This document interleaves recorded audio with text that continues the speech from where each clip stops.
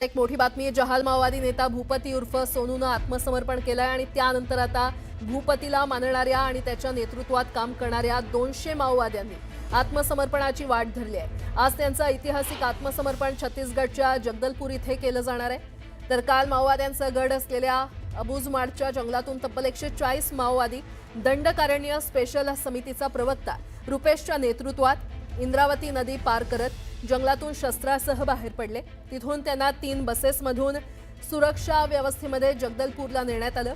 या माओवाद्यांसोबत कांकेर जिल्ह्यातील कंपनी 5चे माओवादी आणि इतर माओवादी अशा 200 माओवाद्यांचं छत्तीसगडचे मुख्यमंत्री विष्णू साय यांच्या समक्ष आत्मसमर्पण झाले।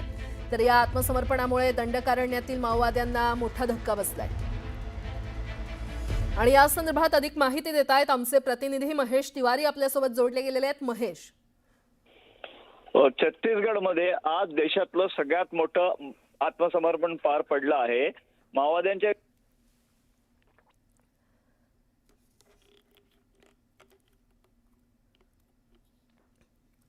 तर काही तांत्रिक कारणांमुळे आमच्या प्रतिनिधींचा आवाज आपल्यापर्यंत पोहोचत नाहीये। मात्र भूपतीच्या आत्मसमर्पणानंतर आता हे मोठं पाऊल, तब्बल 200 माओवादी आज आत्मसमर्पण करणार आहेत।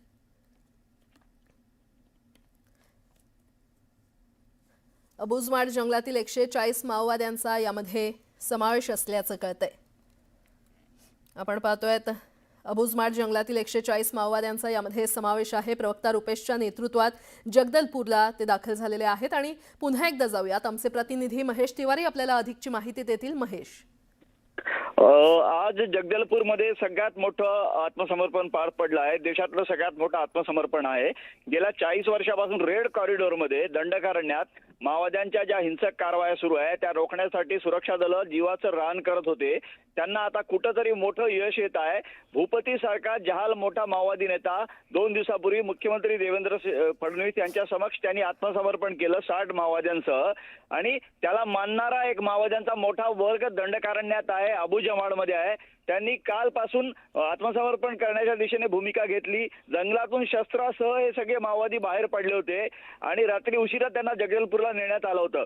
आज आता काही वेळापूर्वी छत्तीसगडचे पोलीस महासंचालक यांच्या समक्ष हे आत्मसमर्पण पार पडलं आहे, ज्यामध्ये 208 माओवाद्यांनी आत्मसमर्पण केलं आहे। याच्यात महिला माओवाद्यांची संख्या मोठ्या प्रमाणात आहे। सगळ्यात महत्त्वाची बाब म्हणजे यात रणिता सारखी मोठी माओवादी नेता आहे जी अबुझमाडमध्ये माओवाद्यांचं प्रतिनिधित्व करते। आणि यात रुपेश हा जो माओवाद्यांचा मोठा मेहरा आहे, तकटपल्ली वासुदेव दंडकारण्य झोनल समितीचा हा प्रवक्ता आहे आणि भूपतीचा अत्यंत विश्वसनीय साथीदार म्हणून दंडकारण्यात त्याची ओळख आहे। सुरक्षा दलांच्या विरोधात अनेक आक्रमक घटनांमध्ये तो आघाडीवर होता। त्याच्या हल्ल्यात अनेक सुरक्षा दल मारले गेलेले आहेत। महत्त्वाचं म्हणजे तेलंगणाचे मुख्यमंत्री, आंध्र प्रदेशचे मुख्यमंत्री असलेले चंद्रबाबू नायडू आणि ते तत्कालीन गृहमंत्री माधव रेड्डी यांच्यावर झालेल्या हल्ल्यामध्येही या रुपेशची खूप महत्त्वाची भूमिका होती। 2 कोटीपेक्षा जास्तीचं बक्षीस त्याच्यावर सगळ्या राज्यांचं मिळून आहे। त्यामुळे रुपेश सारखा मोठा माओवादी सुरक्षा दलांच्या गळाला लागणं हे मोठं यश आहे। एकूणच आजच्या घटनेचे पडसाद येणाऱ्या काळात उमटण्याची शक्यता नाकारता येत नाही, कारण कुठेतरी माओवाद्यांमध्ये आता शस्त्राने आपण लढा देऊ शकत नाही, कारण सुरक्षा दलं संपूर्ण दंडकारण्य, मग कुठे गडचिरोली असेल, छत्तीसगड असेल, तेलंगणा असेल, ओरिसा असेल, सगळीकडे सुरक्षा दलांची एक नियोजनबद्ध पद्धतीने रणनीती सुरू झालेली आहे। कारण केंद्रीय गृहमंत्री अमित शहा यांनी वारंवार जे म्हटलं होतं की मार्च 2026 पर्यंत देशातून माओवाद संपुष्टात आणायचा आहे आणि त्या दिशेनं सुरक्षा दलांची ही वाटचाल होत आहे। विशेषतः नंबाला केशव सारखा मोठा माओवादी नेता जो सुरक्षा दलांनी ठार मारला होता मे महिन्यात आणि त्याच्यानंतर माओवादी संघटनेला उतरती कळा लागली आहे का कुठेतरी असं दिसून येत आहे। कारण त्याच्यानंतर काही केंद्रीय समितीचे नेते मारले गेले, त्यानंतर अनेक माओवाद्यांनी आत्मसमर्पण केलं होतं। मात्र 2 दिवसापूर्वी गडचिरोली पोलिसांना मिळालेलं मोठं यश म्हणजे मुख्यमंत्री देवेंद्र फडणवीस यांच्या समक्ष मल्लोजुला वेणुगोपाल उर्फ भूपती याने जे आत्मसमर्पण केलं हे माओवादी संघटनेला हादरा देणारं आत्मसमर्पण होतं। कारण माओवाद्यांचा हा बौद्धिक चेहरा आहे ज्याने 40 वर्षात माओवाद्यांच्या संघटनेला दिशा आणि एक वेगळ्या उंचीवर नेलं होतं। त्यामुळे भूपती आत्मसमर्पण करेल असं कधीही कुणाला वाटलं नव्हतं। मात्र त्या जानेवारी महिन्यात त्याची माओवादी पत्नी तारक खाननं केलेलं आत्मसमर्पण आणि त्यातूनच याच्या आत्मसमर्पणाच्या दिशेने वाटचाल सुरू झाली होती असं मानलं जात आहे.